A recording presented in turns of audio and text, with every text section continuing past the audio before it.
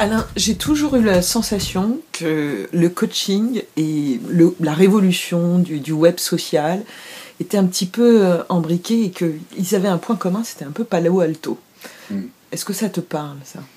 Alors oui, j'utiliserai peut-être des mots différents, mais pour moi c'est clair que le coaching, bon, c'est quelque chose qui est né dans les années 95 et que la révolution de l'information, etc., le grand crash, Internet, machin, etc., c'est dans les mêmes années.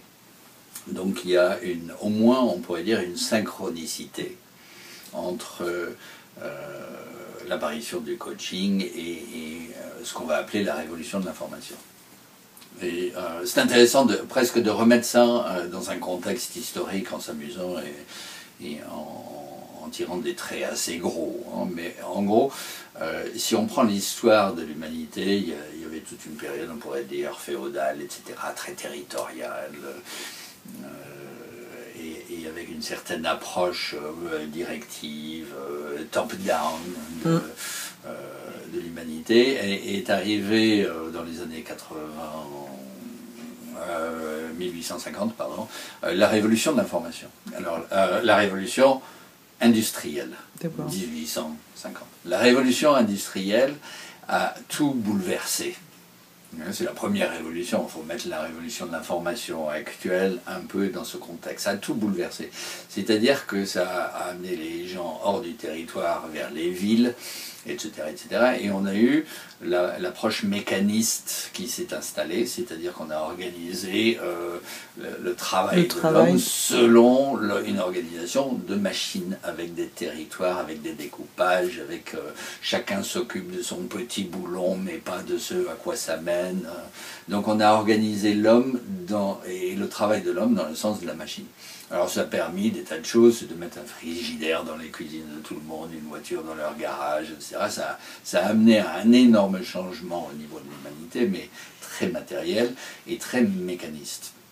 Cette période est la période des experts, parce que l'expertise, c'est tout découper et devenir hyper spécialiste dans un domaine très restreint. Alors on va voir plus tard qu'on dit le coaching, c'est pas une approche d'expert. Donc c'est pas une approche qui s'inscrit dans la révolution industrielle. Alors tout ça, ça continue son bonhomme de chemin, et on a une deuxième révolution qui vient un peu plus tard, qui est au début du siècle 1900. Ça s'appelle la révolution humaniste, en tout cas c'est ce que moi je l'appelle. C'est la révolution, on va dire, ça suffit de mettre l'homme, de broyer l'homme dans la machine, il faut organiser la machine autour de l'homme. Ce qui est central, c'est l'homme, c'est le peuple. Donc c'est la révolution socialiste, c'est la révolution où pour le bien du peuple, le bien des hommes, etc., on va tout revoir, les gens commencent à se centrer sur leurs besoins, et c'est le début, c'est aussi la révolution freudienne, psychologique. Donc la moitié du monde devient socialiste, l'autre moitié passe sur le divan, en gros, et toutes les psychologies humanistes, en fait, c'est pour dire il faut mettre l'homme au centre de l'entreprise, on va arrêter l'écloisonnement. On le disait déjà, ça, en 1900, c'est ça? Enfin non, c'est le début de la révolution. Oh d'accord. Okay. Mais pendant des années, il y a eu des développements dans ce sens, et on va décloisonner les bureaux, on va faire des bureaux paysagers, on va faire des bureaux campus, il faut s'occuper de l'homme d'abord, il y aura de meilleurs résultats, etc. Donc on s'est rendu compte de la limite en quelque sorte de la machine, il y a le côté inhumain, et on a voulu tout réorganiser autour de l'humain. Et il y a tout un mouvement et toute une évolution qui s'est fait dans ce sens-là. Alors, à dire en passant, quand même, l'analyse transactionnelle est née après la guerre de 1945. Ça fait partie de ce mouvement. C'est une révision, finalement, d'une approche psychologique. Analyse transactionnelle.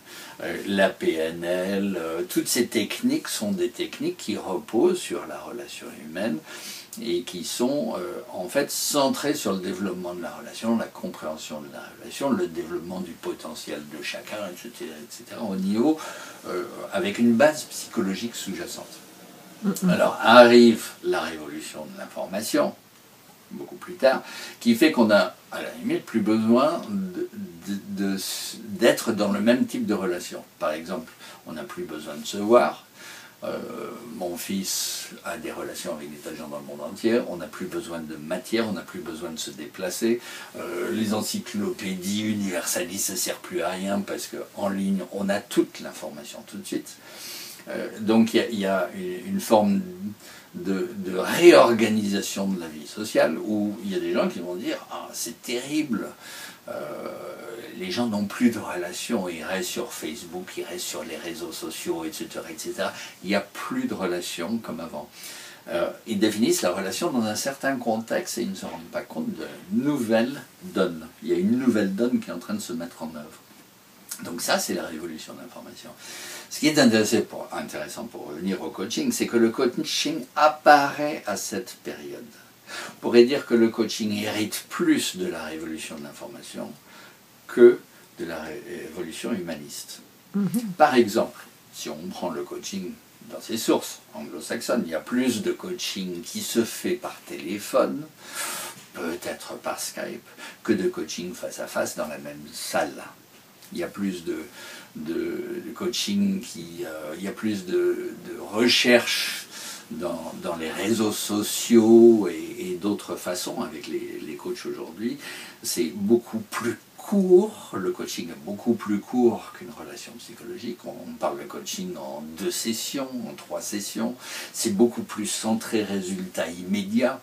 Il n'y a pas une nécessité d'avoir 30 rendez-vous, etc. Ça, c'est plutôt de l'héritage d'avant, effectivement. Alors que il y a de la résistance à ça, bien entendu. Il y a des gens qui disent le coaching court, qu'est-ce que ça veut dire? Il faut se voir quand même. Mais ça, c'est beaucoup plus dans des pays latins et anciens, mais pas dans les pays anglo-saxons, et en tout cas pas en Amérique du Nord. Alors moi, dans tous les cas, ce que je remarque, puisque j'ai un pied entre ces deux mondes, d'une certaine manière, ce que j'ai pu remarquer dans le web social, c'est beaucoup d'événements de barcamp, autour de l'open innovation, de workshops, et tous ces... ou de l'entreprise agile, des jeux, des games, je pense que tu as dû voir aussi. Et c'est marrant parce que quand je regarde les process, je me dis, mais tiens, je retrouve la racine des process de coaching et de coaching d'équipe, notamment. Alors, tout à fait, c'est-à-dire qu'il y a un des critères qui est intéressant, c'est l'aplatissement de la hiérarchie. Autrement dit, le coaching s'inscrit dans une relation paritaire. On dit c'est un processus d'accompagnement l'un de l'autre. En fait, le coach apprend autant que le client. Et c'est dans la relation paritaire que se fait le coaching. Quelque chose, quand cette relation est bien installée, il y a une bonne collaboration entre le coach et le client. De cette relation, on va émerger du nouveau. C'est de la créativité, finalement. C'est la même chose. On enlève la hiérarchie, on enlève les masques, on se met en relation paritaire, en coaching. C'est exactement la même chose que par le web ou dans tous ces rencontres. Alors, pour enlever la hiérarchie, on va mettre du jeu. Dans le coaching, on va mettre d'autres choses. Il n'y a pas de jeu, il n'y a pas de nécessité de jeu. Mais le même type de relation est en cours. Et ça, c'est la révolution de l'information. Ce n'est pas la révolution humaniste. Dans la révolution humaniste, il y en a un qui sait, qui accompagne l'autre et qui va s'assurer d'être bienveillant pour l'autre, etc., etc.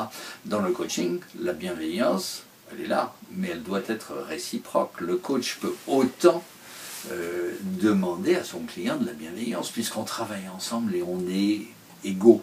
C'est vraiment la relation paritaire du web. Merci.